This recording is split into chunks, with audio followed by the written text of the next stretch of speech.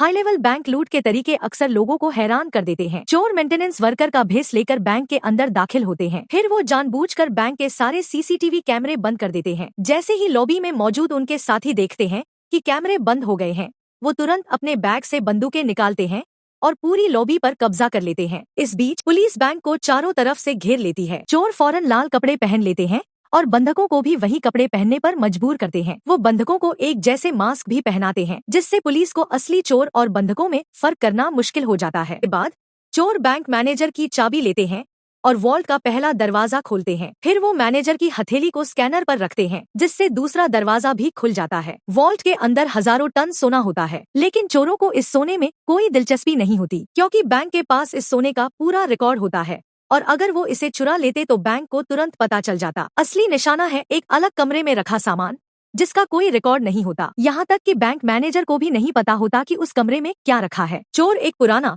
धूल से ढका हुआ संदूक खोलते हैं, जिसमें वर्ल्ड वॉर 2 का सोना छुपा होता है। उसे चुपचाप ले जाने के लिए वो पहले से तैयार मेल्टिंग मशीन निकालते हैं, सोने को भट्टी में डालते हैं और कुछ ही मिनटों में वो पिघल जाता है। फिर वो उसे नए रूप में ढाल देते हैं ताकि कोई सबूत न बचे। इसी दौरान एक चोर जमीन के नीचे सुरंग खोद रहा होता है प्लान के अगले हिस्से के लिए। तभी एक औरत पुलिस से बातचीत शुरू करती है। वो मांग करती है कि उन्हें 6 घंटे के अंदर 2 बख्तरबंद गाड़ियां दी जाए, वरना हर 5 मिनट में एक बंधक को मार दिया जाएगा। उसका असली मकसद होता है अपने साथियों को ज्यादा समय देना, ताकि वो सोना पिघलाकर छुपा सके और सुरंग पूरी कर सके, जबकि पुलिस को धोखे में रखा जा सके। बंधकों की जान की परवाह करते हुए पुलिस उनकी शर्तें मान लेती है। कुछ देर बाद 2 बख्तरबंद गाड़ियां बैंक के सामने ला दी जाती हैं। उस वक्त तक सुरंग लगभग पूरी हो चुकी होती है, लेकिन असल में वो सुरंग पुलिस को भटकाने का तरीका होती है, क्योंकि इतना सारा सोना उस रास्ते से निकालना नामुमकिन